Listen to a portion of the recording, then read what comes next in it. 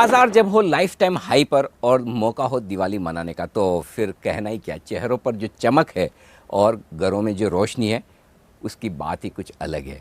बड़े लंबे समय बाद एक ऐसी दिवाली बाजार मना रहा है जो कि वाकई में बाजार हर साल मनाना चाहता है और हर साल की परंपरा को निभाते हुए आज हम दिवाली के इस खास मौके पर आपकी मुलाकात फिर उन खास मेहमानों से करवाएंगे जो हर साल दिवाली के पहले आपको एक डायरेक्शन, एक दिशा और एक गाइडेंस देते हैं कि बाज़ार अगले 1 साल, अगले 3-5 साल तक कैसा रहेगा। तो आइए स्वागत करते हैं हमारे खास मेहमानों का। बाज़ार के जाने माने एक्सपर्ट विक्रम कोटक साहब हमारे साथ कार्यक्रम में हो रहे हैं शामिल, एस लैंड्सडाउन के पार्टनर, और साथ ही हमारे साथ हैं वाइट ओक कैपिटल्स के एमडी सीईओ आशीष सोमैया साहब, और हमारे साथ कार्यक्रम में शामिल हो रहे हैं बाज़ार के एक और जाने माने दिग्गज बसंत माहेश्वरी साहब, जो बसंत माहेश्वरी वेल्थ एडवाइजर्स के आप फाउंडर भी हैं। आप सबका स्वागत है। आप सबको दिवाली की बहुत बहुत शुभकामनाएं। और शुरुआत बसंत जी आपके साथ करते हैं। आमतौर पर आप जब भी बात करते हैं तो पूरे दिल से और इमोशन से करते हैं, राइट? इस वक्त आपके इमोशंस कैसे हैं? इमोशन दिवाली को लेकर तो अच्छे हैं, लेकिन बाजार को लेकर ये है कि जैसे बोलते हैं ना, ये कौन सा राउंड चल रहा है हमारे डिनर का। 7 कोर्स मील में हम बैठे हैं, ये 5वां है, 6ठा है, 4था है, 7वां है, पता नहीं है जो भी है, लेकिन ये तो रात और दिन है, चलता रहेगा। क्या है इसमें? बट जो हिसाब से बाजार चल रहा है बहुत बड़ा यहाँ पे कोई लगता नहीं है कि आप रिटर्न बनाएंगे, लेकिन कोई जो बोलते हैं ना कि वो क्रिस गेल वाला छक्का अभी लगने वाली कोई बॉल लगती नहीं है, कोई आएगी ऐसा। ओके, लेकिन कम से कम ये कह सकते हैं आशीष जी कि मतलब ऐसा डर, ऐसा मतलब लाइफ टाइम हाइपर यूफोरिया, और ऐसा कि बस बिना सिग्नल दिए, वो जो होता है ना कि बिना सिग्नल दिए यू टर्न ले लें, वैसा तो नहीं है ना मामला? नहीं, मुझे ऐसा लग रहा है कि माहौल काफ़ी बहुत सालों बाद ऐसा लग रहा है कि सारे स्टार्स अलाइन हुए हैं, और इसलिए मैं सहमत हूँ आपसे कि ऐसा कोई सडन यू टर्न मारने वाला तो कोई कारण नज़र नहीं आता है। इनफैक्ट ऐसा लग रहा है कि देखिए, एक्चुअली क्या है कि कोविड के पहले और कोविड के बाद का माहौल बहुत चेंज हो गया है। मैं आपको एक सिंपल एग्जांपल देता हूँ। कोविड के पहले का बजट अगर आप याद करेंगे तो 4% जीडीपी ग्रोथ और 3.6% की डेफिसिट थी, और हमारे पे सबसे बड़ी तलवार क्या थी? सोवरेन डाउनग्रेड हो जाएगा। तो वेस्टर्न वर्ल्ड तेजी में था और हम मंदी में थे। करेक्ट। तो इससे हम लोग एक बहुत बुरे सिचुएशन में फंस गए।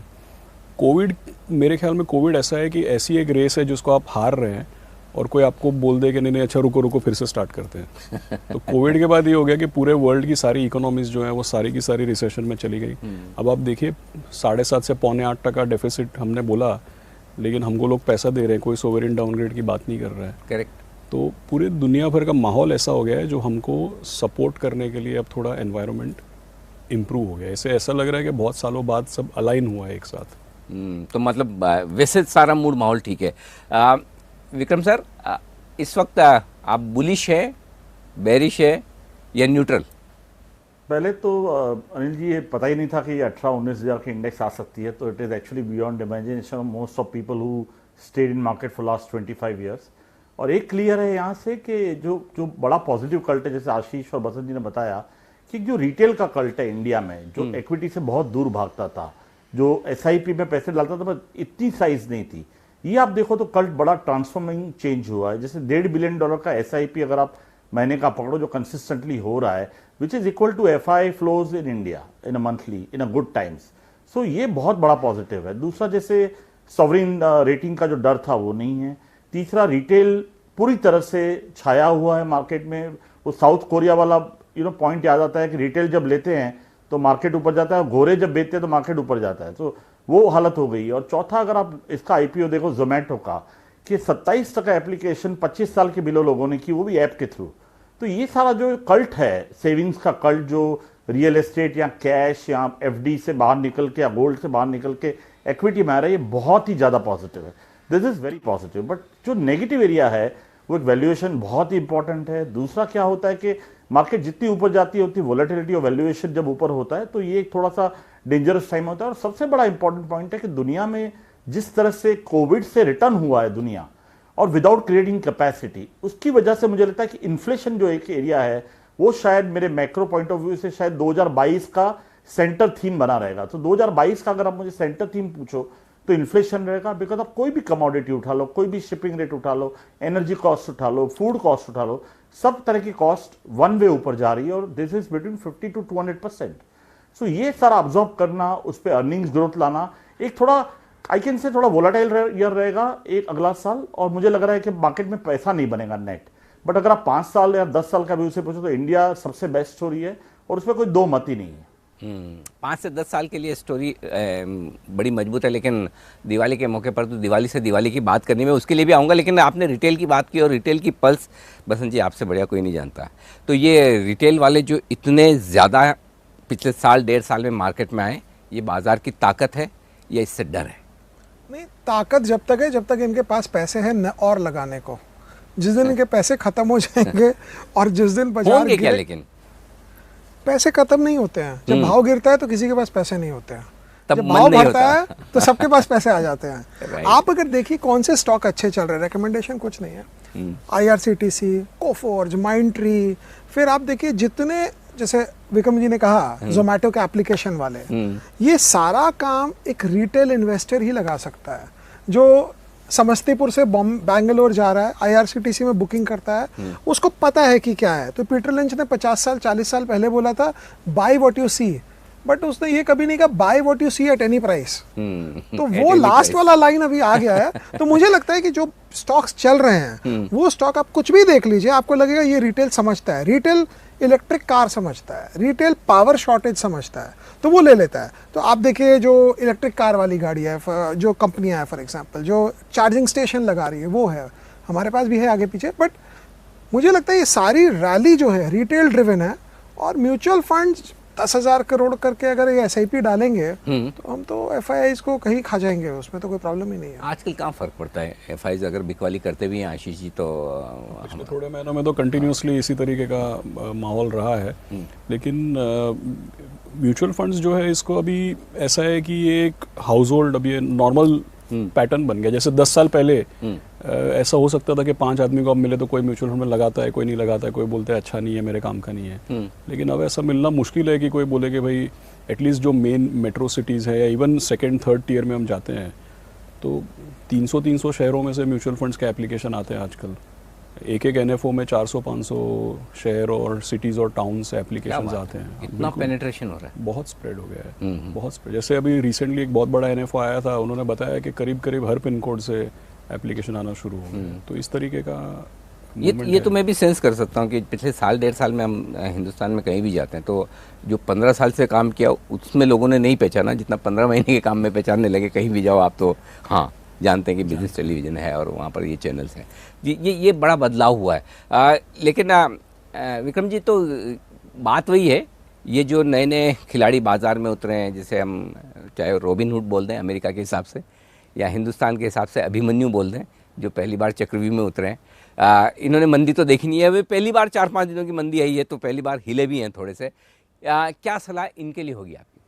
मेरे हिसाब से वो जब तक वो लॉन्ग टर्म पैटर्न में इन्वेस्ट करते हैं, और ये म्यूचुअल फंड वाला रूट सबसे बेस्ट है मेरे हिसाब से, जहाँ पे आप SIP करो और कंटिन्यूसली करा करो। और दूसरा क्या है, जो पूल है सेविंग्स का इंडिया का 700-800 बिलियन डॉलर का पूल है, हम खाली 10-15 बिलियन डॉलर की बात कर रहे हैं। अगर वो पूल 4-5% बढ़ जाता है तो ये नंबर पूरे चेंज हो जाएंगे। तो मुझे लगता है ये रिटेल यहाँ पे रहने वाला है। Maybe I agree with Basant ji के पार्टली जो शॉर्ट टर्म माइंड लेके आ रहे हैं वो शायद चले जाएंगे, बट मोटा मोटी रिटेल को कंसिस्टेंटली इन्वेस्ट करना चाहिए। बिकॉज अगले 10 साल तक US को छोड़ के और छोटी मोटी 2-3 इमर्जिंग मार्केट को छोड़ के कहीं पे ग्रोथ ही नहीं है। सारा दुनिया और एजिंग वाले पॉपुलेशन में जा रहा है और इंडिया एक प्लेस है जहाँ पे बहुत ही इंपॉर्टेंट रोल प्ले करेगा पूरे वर्ल्ड के इससे। तो मुझे लगता है कोई ज़्यादा लंबा प्रॉब्लम है नहीं। ये शॉर्ट टर्म का जो इन्फ्लेशन का वरी है that will pass out with the time.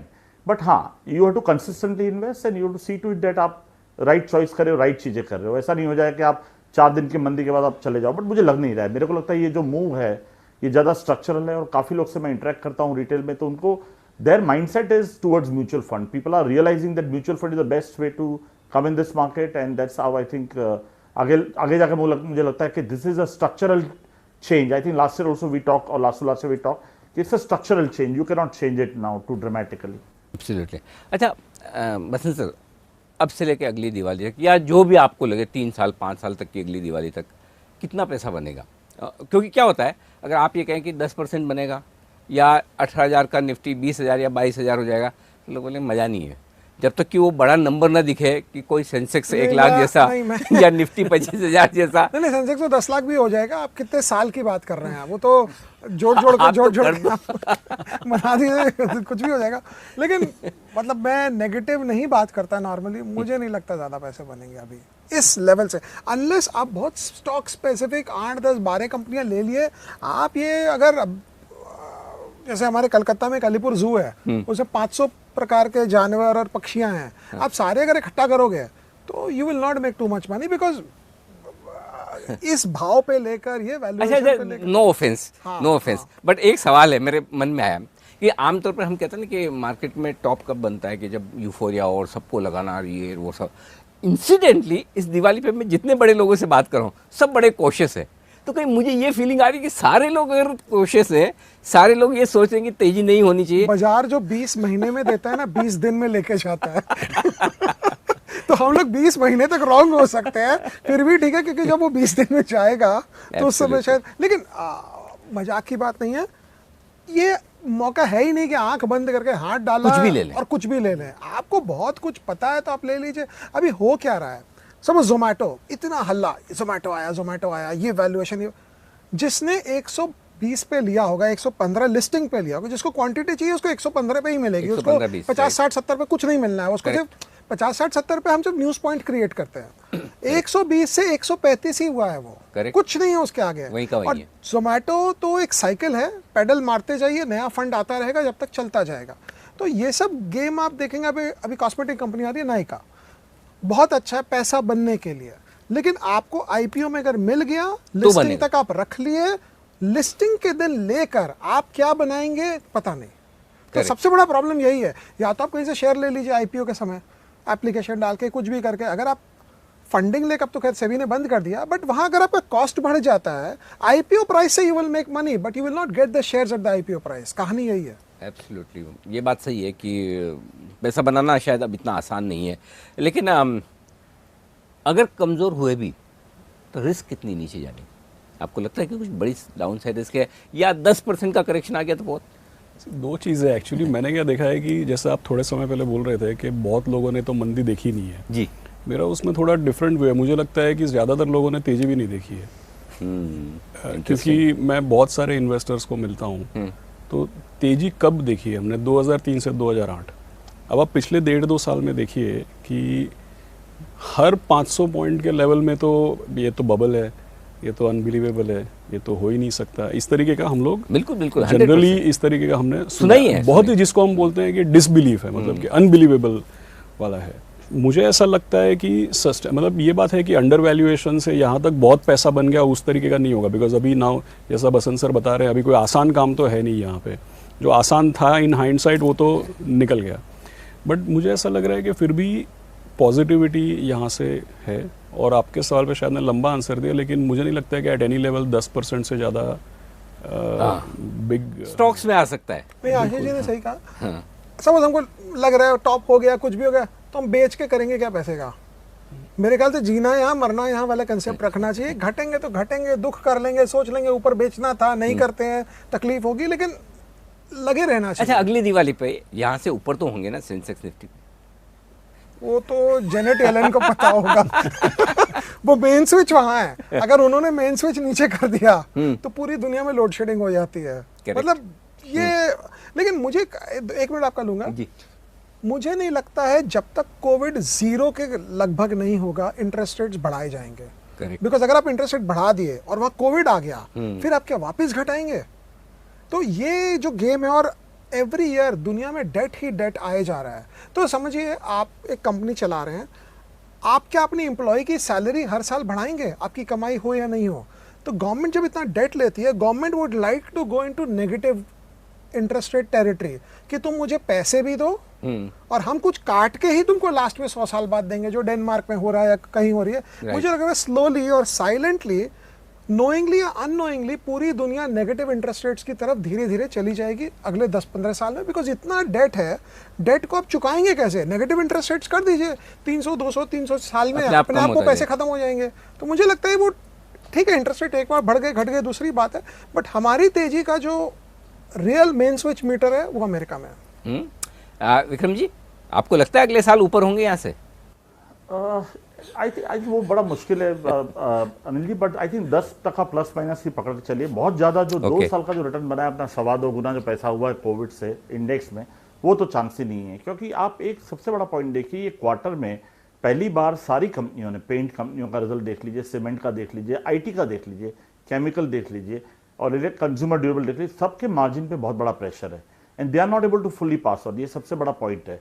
दूसरा, दुनिया में क्या है, चाइना यूएस काम नहीं करेगा, इंडिया चाइना ये नहीं करेगा, तो जो बाउंड्रीज बनी है उसकी वजह से ये सब जो कमोडिटीज में इन्फ्लेशन दिख रहा है या फ्रेट रेट में inflation, because you are not dealing cohesively with other countries. तो ये सारा जो झमेला है, मामला है, this is likely to stay here. दूसरा क्या है कि winter also is very intensified और कैपेसिटी आई नहीं है ऑयल में, तो ऑयल अगर $15-20 और बढ़ गया तो दुनिया के लिए ये can be a bigger risk in short term.